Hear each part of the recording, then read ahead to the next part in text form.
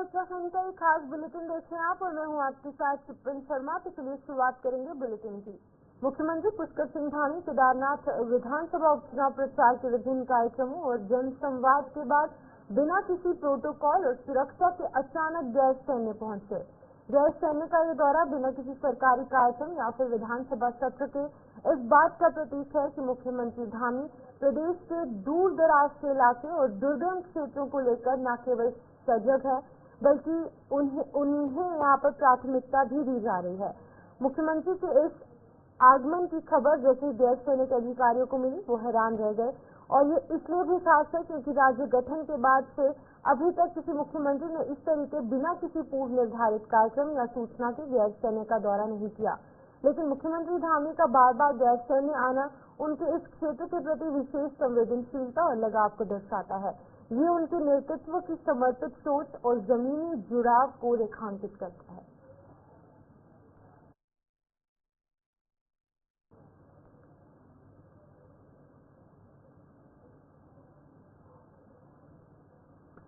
RTI club Dehradun द्वारा सूचना का अधिकार अधिनियम की 20वीं वर्षगांठ के उपलक्ष्य में कार्यक्रम का आयोजन किया गया। देहरादून की अकादमी एक इंडर रोड में आयोजित इस समारोह में उल्लेखनीय कार्य के छात्रों और आरटीआई कार्यकर्ताओं को सम्मानित किया गया। विभिन्न छात्रों और छात्राओं को यहां पर प्रशासित पत्र और स्मृति चिन्ह देकर सम्मानित किया गया। इस मौके पर पारदर्शिता सूचकांक के आधार पर वर्ष 2024 हेतु डॉक्टर आर.एस. टोलिया स्मारक उत्कृष्ट पारदर्शी लोक प्राधिकरण सम्मान से चिकित्सा शिक्षा विभाग को सम्मानित किया गया। आज सचिवालय में आरटीआई क्लब देहरादून के पदाधिकारियों द्वारा ये सम्मान सचिव चिकित्सा शिक्षा डॉक्टर आर. राजेश कुमार को सौंपा गया। सचिव चिकित्सा शिक्षा डॉक्टर आर. राजेश कुमार द्वारा उपलब्धि हेतु चिकित्सा शिक्षा विभाग को बधाई देते हुए कहा गया कि चिकित्सा शिक्षा विभाग अन्य क्षेत्रों में भी विशिष्ट उपलब्धियों के साथ ही सूचना का अधिकार अधिनियम के क्रियान्वयन में एक आदर्श प्रस्तुत रहा है। उल्लेखनीय है कि चिकित्सा शिक्षा विभाग वर्ष 2017 से यहां पर पुरस्कार प्राप्त करता आया है।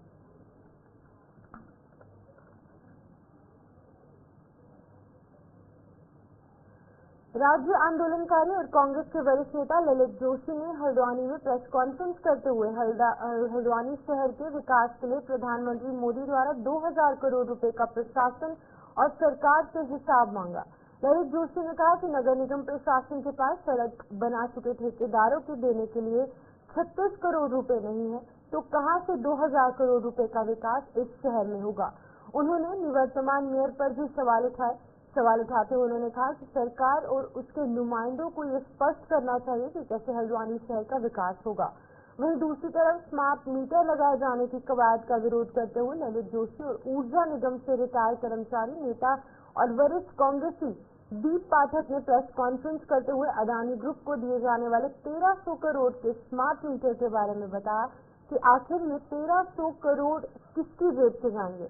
इसके अलावा उन्होंने पूछा कि आखिर किस अधिकार से यूपीसीएल की परिसंपत्तियों को अडानी ग्रुप को दिया जा रहा है। आखिर अडानी के साथ मीटर बदलने के एमओयू को सार्वजनिक क्यों नहीं किया जा रहा।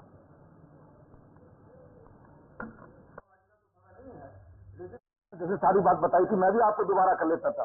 ये मीटर इस राज्य की परिसंपत्तियों को बेचने का अडानी के हाथों बेचने का बहुत बड़ा षड्यंत्र है जिसमें बिजली 8.5 रुपया प्रति यूनिट के हिसाब से बिजली दी जाएगी। आप सोचिए, और 1300 करोड़ रुपए पुराने मीटर को नए मीटर में बदलने में लग रहा है। मैं पूछना चाहता हूं कि जो आपके पुराने जो मीटर लगे थे सरकार से पूछने लगे वो ज्यादा स्मार्ट है, उन्हें क्यों बदला जा रहा है। पहले तो मैं पूछता हूँ, फिर मैं पूछता हूँ वो ज्यादा स्मार्ट है या अडानी का जो नया मीटर आने वाला जिसमें 8.5 रुपए की हमको यूनिट बिजली मिलेगी ये ज्यादा स्मार्ट है।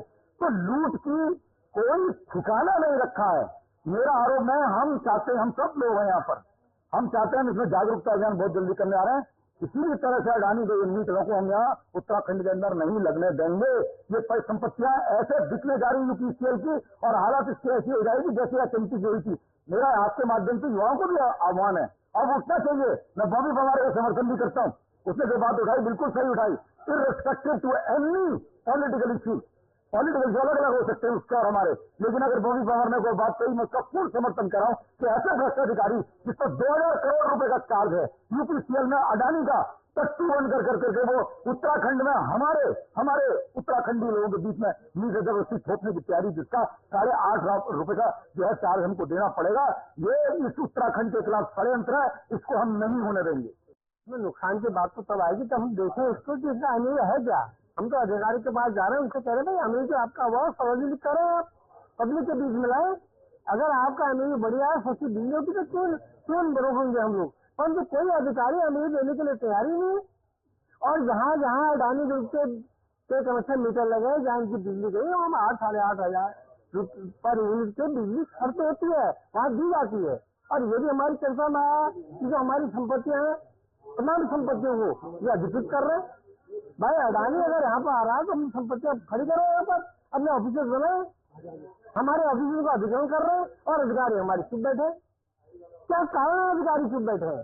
अगर मैं तो ये भी कहना चाहता हूँ आपके माध्यम से, हमारे नोडल अधिकारी यहाँ पर विक्रम मिलता महोदय, वो कुछ पद है नहीं दे, सार्वजनिक करे।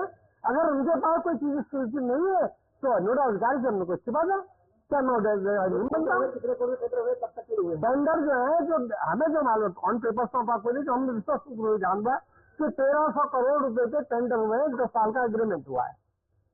अडानी ग्रुप का 10 साल का एग्रीमेंट है और 1300 करोड़ रुपए मीटर लगाने का टेंडर पड़े हैं। केदारनाथ विधानसभा उपचुनाव के लिए प्रचार का दौर अब समाप्त हो चुका है। 20 नवंबर को मतदान होना है। नेता प्रतिपक्ष यशपाल आर्य ने चुनाव प्रचार के दौरान कांग्रेस प्रत्याशी के पक्ष में विभिन्न क्षेत्रों में पहुंचकर मतदाताओं से मतदान की अपील की। यशपाल आर्य ने कहा कि मतदाता बदलाव चाहते हैं और कांग्रेस प्रत्याशी की इस सीट पर जीत होगी। उन्होंने तमाम मुद्दों को लेकर सरकार को कटघरे में खड़ा किया। उन्होंने कहा कि प्रदेश सरकार आम जनता के हित में कोई ठोस कदम नहीं उठा पाई। कानून व्यवस्था को लेकर भी उन्होंने कई सवाल खड़े किए। इसके अलावा केदारनाथ धाम के नाम पर दिल्ली में बनाए जाने वाले मंदिर को लेकर भी उन्होंने बीजेपी और प्रदेश सरकार को घेरा। हालांकि मुख्यमंत्री पुष्कर सिंह धामी पहले ही कई बार कह चुके हैं कि दिल्ली में केदारनाथ धाम नाम से कोई मंदिर का निर्माण नहीं हो रहा। इसके साथ ही नेता प्रतिपक्ष यशपाल आर्य ने कहा कि केदारनाथ जैसे क्षेत्र में भारतीय जनता पार्टी शराब परोसने का काम कर रही है। उन्होंने एक बार फिर से आरोप लगाया कि उपचुनाव को प्रभावित करने के लिए सरकारी गाड़ियों का दुरुपयोग किया गया। इसके साथ ही बीजेपी के प्रदेश पदाधिकारी की गाड़ी से क्षेत्र में शराब बांटी जा रही है। देखिए, नाराजगी है सरकार से और बदलाव का माहौल दिख रहा है। और जिस तरह से भारतीय जनता पार्टी की वर्तमान सरकार तो लगे फरमान जारी कर रही है, जिस तरह से जनविरोधी फैसले लेंगे, जिससे जन समस्याओं की लगातार अनदेखी हो रही है, विकास थम चुका है। और सबसे बड़ा प्रश्न है कि लोगों के जहन में भी है कि जो रोजगार प्रमुख मुद्दा रहा भाजपा के एजेंडे में, चुनावी घोषणा पत्र में, और जो उन्होंने कहा कि हम रोजगार देंगे, बेरोजगारी खत्म करेंगे और विकास करेंगे, बुनियादी ढांचे को मजबूत करेंगे, महंगाई को नियंत्रित करेंगे और जो बुनियादी समस्याएं हैं उनका निराकरण करेंगे। सब खोखले नारे रहे, वायदे रहे। आज जनता समझ चुकी है, बदलाव चाहती है। सबसे बड़ा मुद्दा आज केदारनाथ की घाटी में, उत्तराखंड में रोजगार प्रमुख मुद्दा है। और जिस तरह से चार धाम यात्रा और बाबा केदारनाथ की जो तीर्थ यात्रा में लाखों लोग दर्शन के लिए आते हैं, आशीर्वाद देने के लिए आते हैं। लेकिन इन्होंने जिस तरह से इस यात्रा को प्रभावित करने की कोशिश की, पहली बात तो पंजीकरण की प्रक्रिया देखने को मिली, रजिस्ट्रेशन करने की प्रक्रिया देखने को मिली, और इस तरफ लाखों लोग तीर्थ से बदहाल रहे, परेशान रहे। और दूसरी तरफ जो यात्रा मार्ग था, उसमें जो हमारे छोटे कारोबारी हैं, गरीब लोग हैं, जो अपना गड्डी चंडी, जो घोड़ा खच्चर चलाते हैं, जो नींबू पानी बेचते हैं, जो जिनकी छोटी वस्तुओं की दुकानें हैं, ढाबे हैं, होटल हैं, पूरा कारोबार प्रभावित हुआ और रोजी रोटी का संकट पैदा हुआ है। एक गुस्सा भी है और दुर्भाग्य है कि जो सरकार रोजी रोटी दे नहीं सकती, किसी की रोजी रोटी छीनने का अधिकार नहीं है। और दूसरी तरफ बाबा केदारनाथ की जो आस्था विश्वास हम सबका है, हमारे बाबा केदारनाथ हमारे प्राण है, आज उसके अस्तित्व को चुनौती भारतीय जनता पार्टी दे रही है। वक्त एक छोटे से ब्रेक का है, जल्द वापस लौटेंगे, आप बने रहिए हमारे साथ।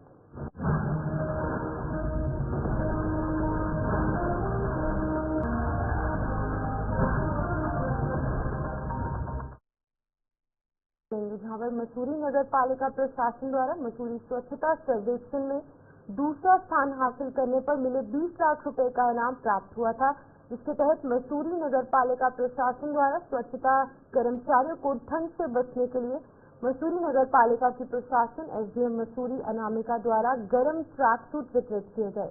एसडीएम मसूरी अनामिका ने बताया कि नगर पालिका मसूरी को स्वच्छता सर्वेक्षण 2023 में दूसरा स्थान हासिल किया था, जिसके अंतर्गत मसूरी पालिका को 20 लाख रुपए का इनाम जो है वो धनराशि प्राप्त हुई, जिसके तहत मसूरी नगर पालिका परिषद में कार्यरत सभी स्वच्छता कर्मचारियों के स्वास्थ्य और सुरक्षा को लेकर काम किया जा रहा है। और मसूरी में बढ़ती ठंड को देखते हुए सभी स्वच्छता कर्मचारियों को गर्म ट्रैक सूट वितरित किए जा रहे हैं। उन्होंने कहा कि उनको उम्मीद है कि स्वच्छता सर्वेक्षण 2024 में स्थानीय लोगों और पालिका के अधिकारियों और कर्मचारियों के सहयोग से मसूरी नगर पालिका को पहला स्थान हासिल होगा। उन्होंने कहा कि 2024 का स्वच्छता सर्वेक्षण की थीम RRR है, जिसके तहत रिड्यूस, रीयूज और रिसाइकल है, और इसके तहत कूड़ा का उत्पादन को कम किया जाना, कूड़े को रिसाइकल करना, वहीं कई सामान को दोबारा से इस्तेमाल किया जाना है, जिसको लेकर लोगों को जागरूक करने का काम किया जा रहा है। हम सभी को पता है कि जो मसूरी नगर पालिका है, इसको दूसरा स्थान मिला था स्वच्छता सर्वेक्षण में, और जिसके अंतर्गत हम लोगों को प्राइज मनी मिला था। और इसमें हमारा ये भी उद्देश्य है कि इनके लिए हम लोग इनका स्वास्थ्य और सुरक्षित, लोग जब भी सफाई करें तो ये स्वस्थ रहें और सुरक्षित रहें, तो इसी क्रम में इनको ये ट्रैक सूट दिया गया है। अभी ठंडी का मौसम भी है और ये हमें कुछ पैरामीटर से दिया जाता है, जिसमें मसूरी ने अच्छा परफॉर्म किया है और हमारी अपेक्षा रहेगी हमारा आराम का है। अभी RRR उसको बोलते हैं, रिड्यूस, रीयूज और रिसाइकल। इससे हमारा कूड़ा जनरेशन भी कम होगा और जो हमारा जब कूड़े को रिसाइकल भी करते हैं और उसी में हम लोग रीयूज करते हैं, जिससे कूड़ा जनरेशन कम होता है। तो ये स्थिति है। छोड़ के वो अगर हम लोग ध्यान से देखेंगे तो वो हमारे पाइपलाइंस हैं, वो सीवर हमारा पिक्चर कॉलेज से था, जिसको संज्ञान में लेते हुए जल निगम ने काम भी किया है वहाँ पे। और जो पाइपलाइन थी जो कि हमारी क्षतिग्रस्त हो गई थी, उसको ठीक किया गया था और अभी वहाँ पे किसी प्रकार की कोई लीकेज नहीं है। और यदि अगर होती है तो आप हमारे संज्ञान में लेते हैं, इसको ठीक किया जाएगा। जो 2-3 स्पॉट्स हैं, आप लोगों को भी पता है, वहाँ पे जैसे आपने बताया कि गाड़ियाँ नहीं लगी हैं, इसको जल्द ही लगवाया जाएगा। आप लोगों को दिखाई भी देता होगा कि हम कहीं ना कहीं मॉल रोड को बहुत ही सीरियसली ले रहे हैं। अभी हमने उसमें स्पीड ब्रेकर्स भी लगाए हैं और बहुत ही जल्द आप लोगों को वहाँ पे डस्टबिन भी देखने को मिलेंगे, जिसका टेंडर और वर्क ऑर्डर जारी हो चुका है। 1 हफ्ते के अंदर वो यहाँ पे आ जाएंगे। तो इसी प्रकार से हम लोग उसको और भी सुंदर और भी मूल निवास भू कानून संघर्ष समिति 26 नवंबर से यहाँ पर अगर बात की जाए 26 नवंबर से समिति के संयोजन मोहित दिनजी के नेतृत्व में दून में भूख हड़ताल करेगी। कचहरी स्थित शहीद स्मारक पर सोमवार को आयोजित बैठक में ये निर्णय लिया गया। बैठक में कई प्रस्ताव पारित भी किए गए। डिबली ने बताया कि 26 नवंबर से इनके समर्थन में विभिन्न सामाजिक और राजनीतिक दल शहीद स्मारक पर धरना देंगे। उन्होंने सरकार से भूमि कानून का ड्राफ्ट पहले सार्वजनिक करने की मांग की। उन्होंने कहा कि भूमि कानून की धारा 2 को हटाया जाए। उन्होंने आगे कहा कि पूरे उत्तराखंड में एक जैसा भू कानून लागू किया जाए। राज्य आंदोलनकारी और पूर्व सैन्य अधिकारी पीसी थपलियाल संतन सिंह रावत ने कहा कि उत्तराखंड की यहाँ पर अस्तित्व को बचाने के लिए इस लड़ाई में हम सभी को आगे आना होगा। समानता पार्टी के महासचिव एलपी रतूड़ी, सुरेंद्र सिंह नेगी, महेश सिंह मेहता ने कहा कि हम संघर्ष समिति के साथ हैं। राष्ट्रवादी रीजनल पार्टी के राष्ट्रीय अध्यक्ष शिव प्रसाद सेमवाल, महिला अध्यक्ष सुलोचना ईश्वर ने कहा है कि उनकी पार्टी उत्तराखंड के भविष्य से जुड़े इस मुद्दे को लेकर एक साथ खड़ी है। देखिए, प्रदेश भर में भूमि कानूनों के प्रावधानों के उल्लंघन के करीब 430 मामले अभी तक सामने आए। इनकी संख्या भी और भी हो सकती है। हम सरकार से मांग कर रहे हैं, जिन लोगों ने भी अवैध तरीके से यहाँ पे जमीन खरीदी है, उनके खिलाफ कठोर कानूनी कार्रवाई होनी चाहिए।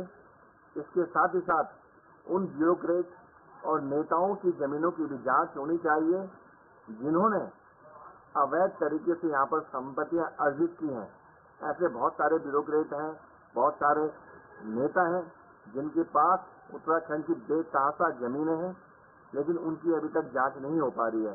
तो हम सरकार से यही मांग कर रहे हैं कि पूरे मामलों की गंभीरता पूर्वक जांच की जाए और जिन लोगों ने भी, जिन अधिकारियों ने भी इन मामलों में संलिप्तता है, जिन लोगों की वजह से आज बाहर के लोगों को यहाँ जमीनें मिली हैं, उन अधिकारियों के खिलाफ भी कठोर कार्रवाई होनी चाहिए। ये हम सरकार से मांग कर रहे हैं। और हम ये कहना चाहते हैं, 2018 के बाद भूमि कानूनों में जितने भी संशोधन हुए हैं, सरकार उन्हें रद्द करे। ऐसा न होने पर मूल निवास भू कानून समन्वय संघर्ष समिति 26 नवंबर से देहरादून में भूख हड़ताल शुरू करने जा रही है। केदारनाथ विधानसभा सीट पर होने वाले उपचुनाव के लिए शाम 5 बजे चुनाव प्रचार थम गया, लेकिन उससे पहले केदारनाथ विधानसभा के अंतर्गत आने वाले चौपटा बाजार में मिले शराब की बोतलों से सियासी माहौल गर्मा गया है और भारतीय जनता पार्टी और कांग्रेस दोनों ही पार्टियों में आरोप प्रत्यारोप का दौर चल रहा है। जहां एक तरफ कांग्रेस की माने तो चौपटा बाजार में जो शराब की बोतलें मिली हैं वो भारतीय जनता पार्टी कार्यकर्ता की गाड़ी से मिली है, लेकिन दूसरी तरफ भारतीय जनता पार्टी का कहना है कि कांग्रेस के कार्यकर्ताओं ने बीजेपी कार्यकर्ता की गाड़ी में जबरन शराब की बोतलें डाली हैं और भारतीय जनता पार्टी पर शराब बांटने का आरोप लगाया गया। शराब कांड की सियासत गहमा गहमी में कांग्रेस का प्रतिनिधिमंडल मुख्य निर्वाचन अधिकारी से सचिवालय में मिला और ज्ञापन सौंपा गया। कांग्रेस पार्टी का एक डेलीगेशन उत्तराखंड के इलेक्शन कमीशन से मिलने आया था।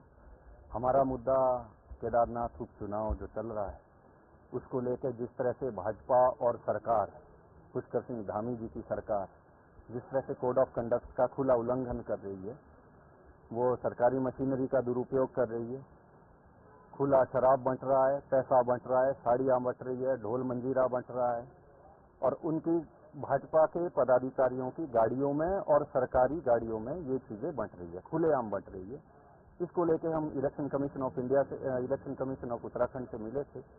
हमने उनको ये कहा है कि चुनाव आयोग अपनी संवैधानिक स्थिति को बरकरार रखते हुए, अपनी क्रेडिबिलिटी को बरकरार रखते हुए इन चीजों को रोके और वहाँ पे जितने भी मंत्री और विधायक और भाजपा के पदाधिकारी, आरएसएस के लोग जो मठों में बैठे हुए हैं, वहाँ घरों में बैठे हुए हैं, उनको सबको वहाँ से बाहर निकाले, क्योंकि आज 5 बजे चुनाव का जो प्रचार है वो खत्म हो जाएगा। वो सब चीजें चुनाव आयोग करे और ताकि पारदर्शिता के साथ और एक निष्पक्षता पूर्वक तरीके से चुनाव पूर्ण किया जाए। हल्द्वानी निवासी यूट्यूबर सौरभ जोशी से 2 करोड़ रुपए की रंगदारी मांगने वाले आरोपी को पुलिस ने महज 12 घंटे के अंदर गिरफ्तार किया है। जोशी ने पुलिस को अपनी शिकायत दी है। जिसमें कि उसने बताया है कि एक धमकी भरा पत्र उससे मिला जिसमें कि किसी अज्ञात व्यक्ति ने खुद को लॉरेंस बिश्नोई गैंग का सदस्य बताते हुए पैसे देने की धमकी दी। पत्र में ये कहा गया कि अगर पैसे नहीं दिए गए तो तुम्हें और तुम्हारे परिवार के किसी सदस्य को जान से मार दिया जाएगा। पुलिस ने त्वरित कार्रवाई करते हुए मामले की जांच शुरू की और एक विशेष टीम का गठन किया। टीम ने घटनास्थल का निरीक्षण किया, सीसीटीवी फुटेज खंगाले और मुखबिरों की मदद ली।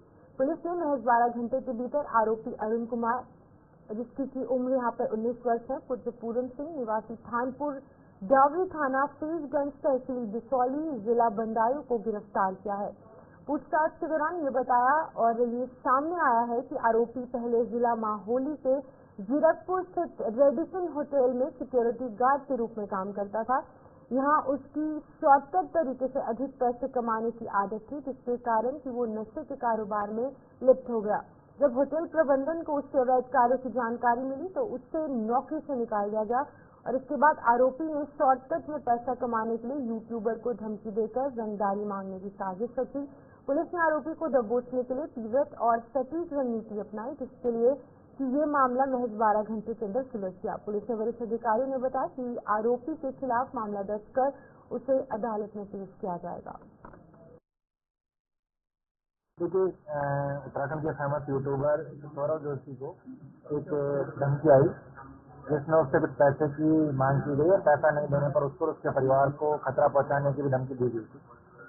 क्योंकि इस मामले में जो धमकी दी गई उसमें लॉरेंस बिश्नोई गैंग का नाम आ रहा था, तो इस मामले की संवेदनशीलता को देखते हुए पुलिस ने तत्काल एफआईआर रजिस्टर की और एफआईआर रजिस्टर करने के बाद में जो धमकी भरा पत्र आया था उसको उस एरिया के आसपास के सीसीटीवी देखे हमने, कुछ इलेक्ट्रॉनिक सर्वेलांस किया और कुछ मुखबिरी के आधार पर एक अभियुक्त जो है वो पुलिस के सस्पेक्ट के दायरे में आया और जब पुलिस ने उसको गिरफ्तार किया तो उससे पूछताछ से निकल के आई बात कि उसके द्वारा ही यूट्यूबर सौरव जोशी से पैसा निकलवाने के उद्देश्य से उस तरीके का धमकी भरा पत्र उसको भेजा।